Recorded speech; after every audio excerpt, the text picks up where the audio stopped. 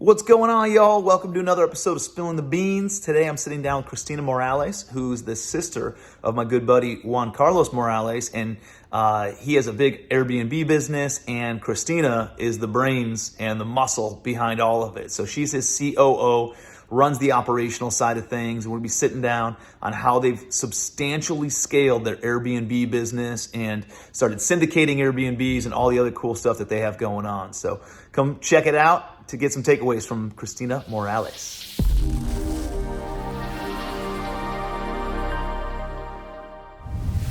Cristina, how are you? Hey.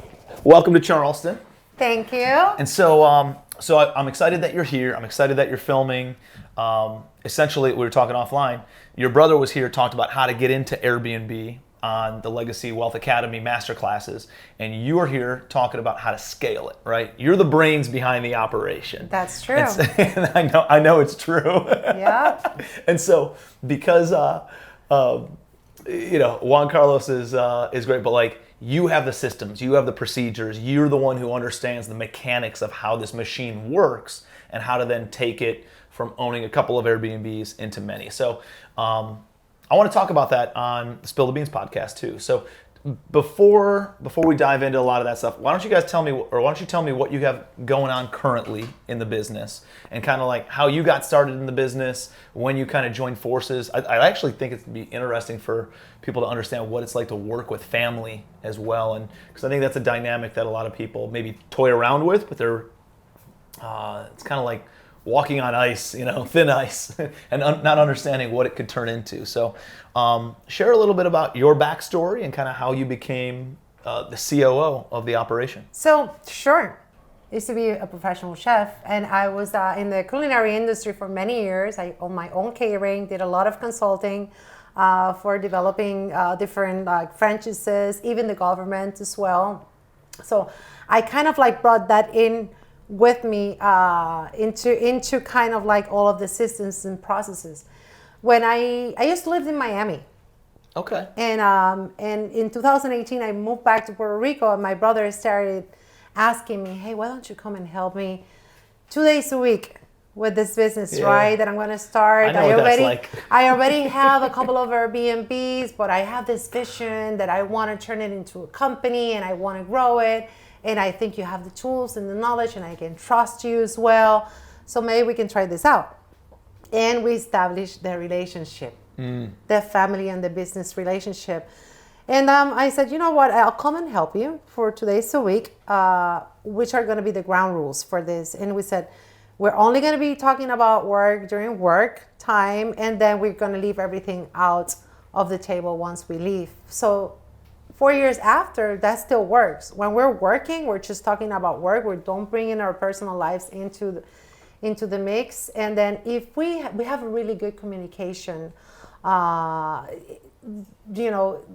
the days, and we have this very close relationship. I'm the oldest of the four. He's the youngest, right? But we have this business mindset that we always want to push forward. So that's kind of like the most important thing for us. What is the best decision for the business? You understand what the goal is, and that the goal is bigger than my emotions, your emotions, his emotions, right? And it's like, let's do what's right for the business and what's right for the goal. And if anything comes up, we can always step back, take a look at it and say, hey, what's going on? Because typically it's something that's not going on internally, it's something external. And we can sit down and talk about it and fix it and move on. Because it's always about what's the best thing that we can do for the company, for our employees, right? Yep. And for the whole community when you come to see it. Well, that's fascinating, because it reminds me of essentially the statement that the Marines go by, which is mission first, then the team, then the individual. So it's like all that matters first. Like nothing matters if we're not focused on this goal, and then we care about how the community, like what's going to help everybody, and then we care about the individual. And that's a great way to prioritize things, or it's really helped me in my business of like I'm dealing with a certain situation with an individual, and I let that affect the mission. I let that affect the team, and I can't let that happen. I need to be able to focus on, it's not about you, right? It's about the team. It's about the mission of what we're going to accomplish and the greater ripple effect that we'll be able to achieve here. and the individual is third on the prong. And if you don't understand that the overall goal and the overall mission is bigger than all of us, then you just I think you have to take the ego out of the equation. Very much so. A lot of times, most of the time, just get that out. What's the mission? What's the vision? Let's go for it. And the good thing about JC and I is that we're a good team together. We're pushers, you know. Yep. We want to see what's next. You know, how can we improve? How can we grow? What can we bring to the table?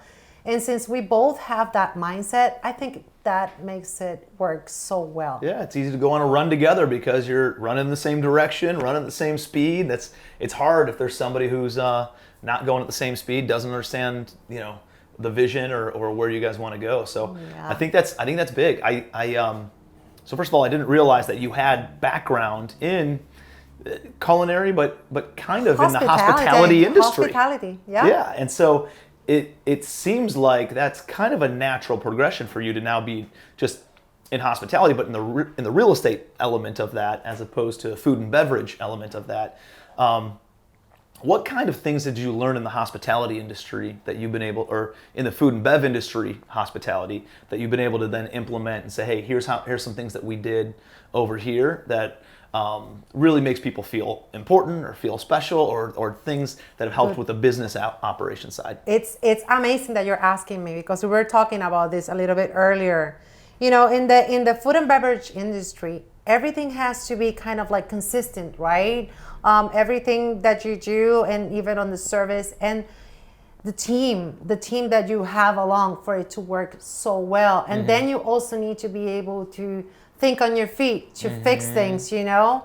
And so I brought in those systems, those processes, which are the ones that have helped us grow as well. I brought that in with me into what the vision that JC had originally. Like, he only had the Airbnbs, but he had the vision, but all those systems, all those processes as well. So I brought in into the mix. So JC, he's all around the place, right? He's always looking for the next property or the next deal. And I'm more of the person that takes like the daily stuff and organize it for it to work well, like for the ingredients and the recipes and the consistency and the team, and how do we make this work out. So that's why it works so well, you know, and that's like that background in hospitality, you know, that I brought into the mix, and the administrative part as well. And I think that has been, you know, part of the success. The other part of the success is that we have great relationships with the people in our community, right? With our teams, the team members as well. You know, they're very loyal to us, and they share our vision. So is what's helping us grow from, you know, 7 properties in 2018 to 38 properties today. And, you know, the goal is, after the pandemic, we started looking into buildings, like, you know, right? And that's the goal. You know, we're thinking about 100 doors or 1,000, an island, for example. So we're dreamers in a sense, you know, and we're not ashamed of it. You know, we're like, we want to go for this. I love it. No, absolutely. So it's, you know, Airbnb is one of those industries where it's sexy, it looks cool, a lot of people see it and they want to go and try it, and they manage 1 or they have 2 properties, and that's manageable, right? I want to buy a second home in Florida, or I want to buy a second home in California or in Mexico or in Puerto Rico, and I want it to pay for itself, so I'm going to Airbnb it when I'm not there, and then I can go and use it for free. And I think that's great. It changes when it needs to be an investment, though, right? Like the numbers change. It's not just an emotional purchase. You really have to dial in on the numbers. What are some of the things that you guys look at when you go and you're looking to take down a new property? Okay. Like what are the important items that you look at to make sure that you're not going to pigeonhole yourself into a tough property, I guess? Location. Location is one thing. Why? Because Puerto Rico is a destination, specific in Puerto Rico, it's a destination where people go for vacations. They want to be in front of the ocean, for example. And even throughout the pandemic. So like on the ocean, not 2 blocks or 3 blocks from the ocean. If you're 3 blocks from the ocean, now you got to pack a lunch just to go to the ocean. And it's like, if I'm going to go on vacation, I want to be there, The right? So it makes a ocean big view difference. sells. And even in the pandemic, when everything shut down, we started marketing to people in the island that were living like in the city. Interesting. Come and stay in our property, work from our property, and you have like you're right in front of the ocean. You got fresh air, you're right. You don't have people breathing on your neck all the time, and yeah, And that's a great move. That's a great pivot. Yeah, and that helped a lot, you know.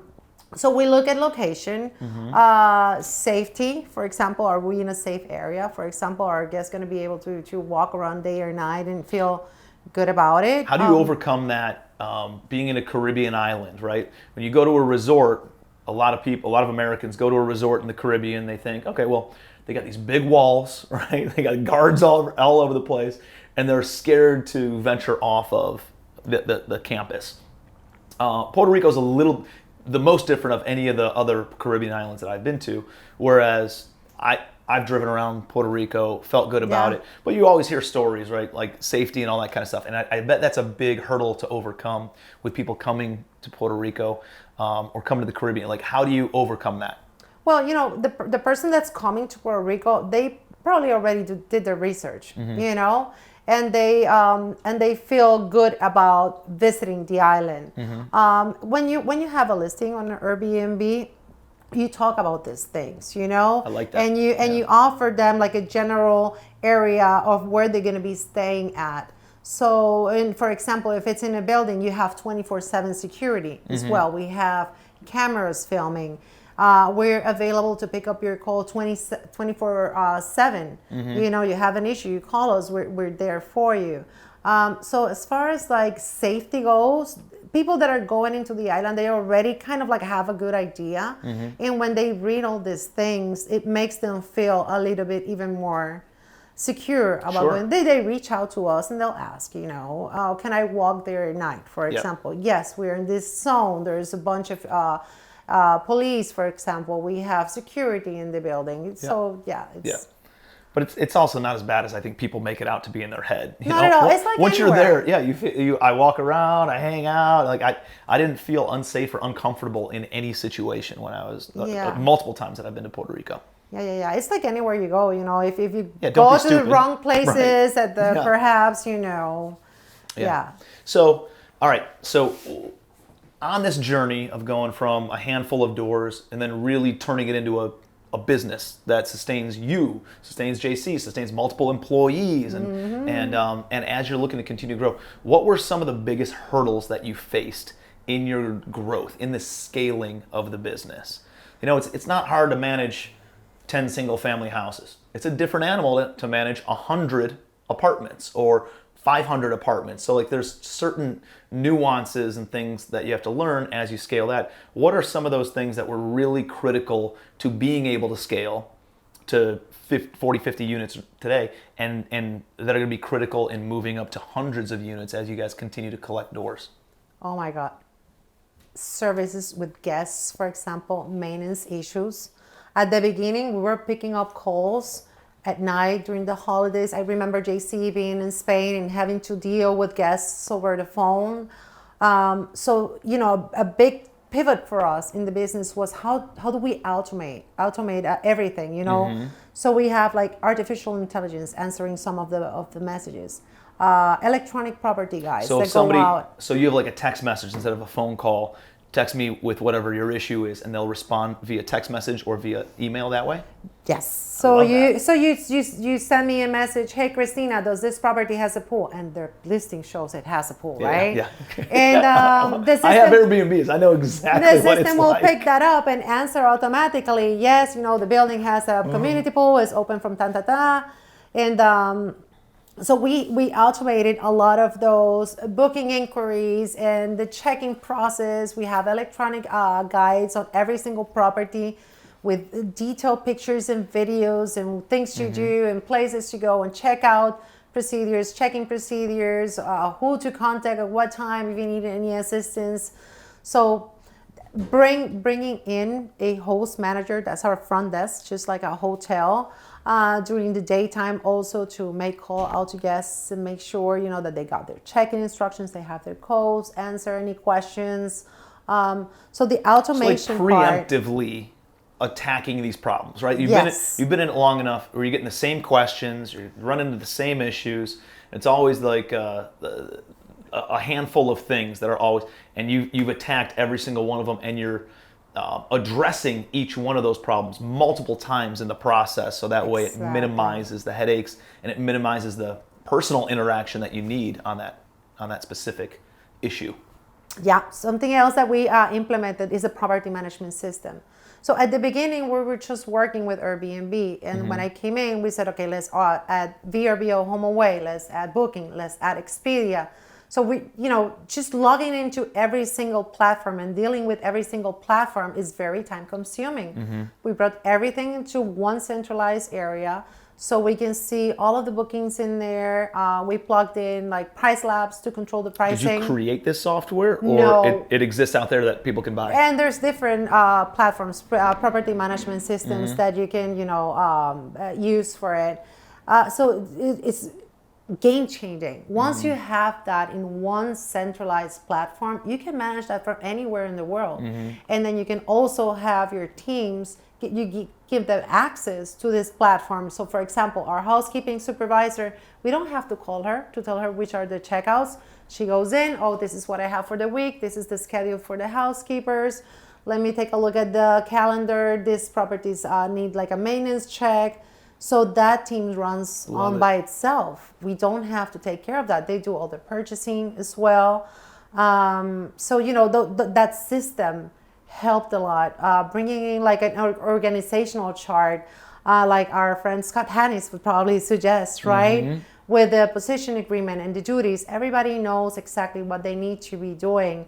So we can hand that off. The training manuals was a big thing as well. We created training manuals for each position with checklists, for example, with videos. I was just filming like 50 videos like 2 weeks ago on certain items, because you reduce that amount of calls that your teams are going to be making to you. Like, hey, how do I do this? How do I do that? Just watch the video. I love it. Watch the video. And that has helped us, move on to be able to focus on the business and have a little bit of time for ourselves as well. And I love that. And I think we all hear systems, procedures, and processes, and all this. It's like, what does that even mean? And you're giving actual tangible things. Like, you're doing this activity anyways. Why not just record your screen while you're doing it, and now you put it into a Google Drive or some sort of training drive that people can then watch how you go and do that activity. Boom. And you're creating those systems right then and there. The checklists, I think that's like it is the simplest way to process orient your business. It's like, what are the checklists? If I'm going to go and walk through a property, here's the checklist of things that I need to look at, right? Here's is everything clean? Is the bathroom good to go? Like, how many beds, how many baths, what kind of windows, like from an inspection standpoint, and then obviously on an ongoing inspection standpoint as you have your renters move out, new people coming in, like just those simple checklists, and then I think the other one would be like just process maps, if this, yes or no, you go in this direction or that, all right, and then this one, yes or no, and you just keep on following the little map of arrows of what to do in any given situation. And it helps make decisions for the team. That way you're not being inundated with phone calls, or JC's not being inundated with phone calls. And they have full, capacity of making mistakes and learning from them. I've always told every single person, listen, the worst thing that can happen is that somebody dies. So when they make their first mistake, and they're freaking out and they tell me like, holy, I did this, somebody died. No, it's okay. Let's move forward, Even our front desk host manager person, she has a budget for refunds, for example. She doesn't have to call us. Yeah, I think that's critical. Yeah. Because they don't want to, employees don't want to let you down, and they don't want to make a decision that is going to come back and get them in trouble. So one of the things for me is like, I kept on getting phone calls to like authorize purchases at Home Depot or Lowe's, or hey, this tenant wants a space heater that's $60. And I'm like, why am I even it's because I never gave them authority to make that decision. There you go. I never gave them permission to make that decision. So everybody on our team essentially has some sort of decision-making power up to a certain dollar amount. So if it's, what the maintenance person at the property level spend up to $150 and without having to make any phone calls or ask any questions, right? And then all of a sudden, the property manager, they can make decisions up to $2,500. And then you have the asset manager can make decisions up to $10,000. And then the COO makes decisions up to $50,000 or $100,000. And then I'm brought in for anything above that kind of a thing. So there's different varying levels based on where you are in the organization. But that way it limits the amount of phone calls that you get higher up, right? If a building burns down, my team doesn't even call me. They don't reach out to me. They send it over to the insurance. Insurance handles it. I'm not even involved in that process at all. They might let me know that something burned down, but has it happened? Absolutely, many times. Oh shit! Many times. I hope I don't get those calls in the next holiday season. This holiday season. I got one property had two of the buildings, it's like 8 units here and 6 units over there. I have a portfolio in Georgia. 2 of the buildings burned down like within a month of each other. It's like, oh man, like I don't even hear about it, right? Until, hey, insurance proceeds are coming in, we're good to go. We just need to float 40 grand over here to get the insurance rolling, and then they're going to reimburse us for the rest and blah, blah, blah. So, but I don't even hear about it, right? Early on, I would be consumed and it would throw off everything else that I'm doing in the business, me mentally, because I'm thinking about this problem over here. But if I'm not solving problems, then I can focus on opportunity as an executive of the team, of like the direction that we're going in. And so that's more important and a higher and better use of my time, because then it's going to support everybody else, and it'll have this trickle down effect of it. You know? Exactly. So no, that's great. So what is it going to look like? What needs to be put in place now that you're at 40, 50 doors? What does it need to look like in order to now take that to 200 or 400 or 500 doors? What are the things that you see yourself needing, looking 12, 24, 36 months ahead in order to hit that spot? So this year we're going to be opening a hotel. I told you about a small boutique hotel. It's going to be 11 doors, very high end. How is that different than Airbnb? Well, it's all one building, and we're remodeling it. So you own the whole building? Yeah, so we're not going to have, hopefully, any maintenance issues, and it's going to be running pretty much by itself. So it's just like that one. We're planning on onboarding new properties throughout this year. We had actually set up a goal to double what we had in 2020 when the pandemic hit. Mm-hmm. So that kind of like slowed us down a little bit, although we continue operating, and we did really well that year. But now we're moving into bringing in more properties, and we're actually looking into getting whole buildings. That's kind of like our goal. So what do we need to bring in so we can run all of that operation? We're probably going to need another Cristina in there. Yeah. For sure. Or some operations managers that then those 2 or 3 operations managers then report to you, and you can come in more of a strategic standpoint and say, hey, I like this, I like that. How can I support you guys? I think that's key. Yeah, because right now the way that we have everything structured from the bottom down or from the top down, and it's already established, right? And it doesn't matter if we have 10, 20 or 100 doors. If you follow those procedures and you use all of the systems that we use, everything is going to run well, right? But I think that we're just going to need perhaps like another person or 2 or other people in the team that can share a vision and be very driven towards the end goal, so we can continue, just like more people in the team with the same like outlook that we have. Yeah. And so how are you finding team members right now? How are you attracting them to your team? We're stealing them. Stealing? The hospitality industry. All right.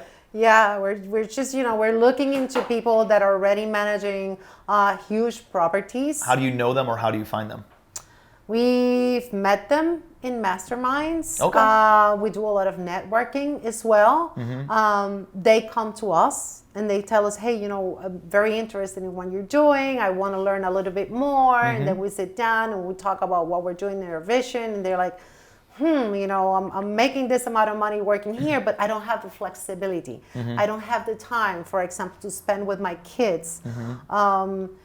How can I work with you guys, and perhaps have that flexibility, because this is a lifestyle business. The way that we've set everything up is is for us to have a life. And even for the people that work for us, if they need to take the afternoon off to take care of their kids, go to a medical appointment, we have that covered. And I think that's very attractive to people that are looking for a change in their career without compromising perhaps what their income is right now. Or perhaps, they're willing to compromise a little bit of the income for the lifestyle and the flexibility and the freedom, like working remotely, for example. We were talking about that the other day in a video, right? There's people that say, hey, maybe I can work with you and work part-time from my house and part-time at the office. We can do that too. We're actually sending our host manager, she's moving to Orlando. She's going to be working remotely. She didn't lose her job. She's actually getting an increase. So we're stealing them from the industry. And I think that's a key understanding to have, is like, what can you offer that Hilton Hotels cannot offer or Marriott cannot offer? And that's kind of, being a small business owner and thinking more efficiently typically than some of these big, slow-moving corporations, and being able to offer that flexibility and work schedule and work-life balance and where you're working from, remote work, is critical, because that's kind of a competitive advantage that we have over these big corporations that expect everybody to be in the office or in the hotel, working all day every single day. So lean into that, and that, because you can offer that better lifestyle and you're not some faceless corporation that's employing them, I think, brings you full circle to what you were saying before, is like, you have a very loyal following, a very loyal team. And it's because you're very loyal to them, giving them what they're looking for and really caring about them. And then they receive that well, they understand that, and now there's a level of loyalty to you. So it's like, well, how do I get loyal people? Like I hire somebody, I have to fire their ass because they're not loyal. Well, that's why you're typically not getting loyal people, because you have zero commitment to the people on your team, and you're not showing them that you would step in front of a bullet for them, and when you have that type of loyalty that you give, then that's what you attract into your organization. Yeah, and people see it. Puerto Rico is a very small space, so you typically know everybody in the industry, either short-term rentals or hospitality, the government. You know everyone, and we happen to have, thank God, a really good reputation in regards to the way that we have relationships and the ways that we handle things. And people know that, and they see how we treat our team, and they kind of like want to stick to that. There's been a mind shift, in the workforce, where people want to kind of like have more of a life, and I think that's a big thing, and we're taking advantage of it. And it's, hey, as long as the work gets done, absolutely, yes. right? I'm flexible. If work doesn't get done and you're slacking off, now that's when a conversation's had, right? So it's not like you don't have to do anything and you just get paid. But if work gets done and it gets done on time and on schedule and on budget, then no problem, right? You can have the flexibility schedule. But if it's not, that's when we have to start having a conversation. But you set that expectation right at the very beginning, and everybody's on the same page, and they see all the other people as they come in, and people carrying not only their weight, but more than their weight. It's a cultural piece, that people just have that good company culture when they come in, and they see the big vision. That's the other thing that you guys are really good at, is painting the big vision of exactly where we're going, because the vision can only be clear as it's going to be is with you and JC, right? Yeah. That's the clearest it will ever be, and then it loses a little bit of clarity every level that it moves down. And that's why you have to keep on sharing, hey, here's where we're going, here's the direction that we're moving in. And I think that's important. But you guys do a great job at it, and that's why you have a great the team gets excited. Company. Every single time we bring in a new baby, a new property, everybody's like, whoa, we want to go and see it. What needs to be done? Let's turn it around. Let's get it out on the market. I love that. Even, the building administrators. Hey, I have somebody is moving out. They're looking for a property manager. I told them about you guys, and they're happy because we have a great relationship with these people. The security guards, the building administrators, the maintenance in the buildings, in the communities. So they're happy to have us around. I love it. Well, you're making improvements to the community. You're making improvements to the neighborhood. You're making improvements to what's going on. It's bringing up everybody else's property value and making their neighborhood a better place to live and a safer place to live, and stimulating the economy. There's so many good benefits to have somebody like you guys come in and improve the area. That people see that, but having this as a tool in the tool belt of knowing that, hey, even if I have single family rentals, or I have apartment buildings, or I have something else, what are some of the techniques and strategies and tactics that you're using in your business? If I can, pivot those a little bit into whatever my asset class is, or increase the income in my asset class, I think there's so much benefit, So I'm excited to watch it. I'm excited to see it, and I'm excited to come down to Puerto Rico and hang out with you guys. There in a you couple of go. months. So that's gonna be fun. Thank you for being here. No, thanks to you. All right. Hopefully you got some great takeaways, took some notes on that. Would love to hear about your biggest takeaways in the comment section below. And make sure you're connected with Cristina and Juan Carlos. We're actually headed down to Puerto Rico to hang out with them for the Legacy Summit this month. And just super pumped. They're great people, always trying to add value and improve the lives of others. So connect with them. And again, please give me your biggest takeaway in the comment section. Like the video, please share. It always helps the algorithm and helps us make a bigger impact on other people's lives. So appreciate you guys being here. See you next week on Spill the Beans.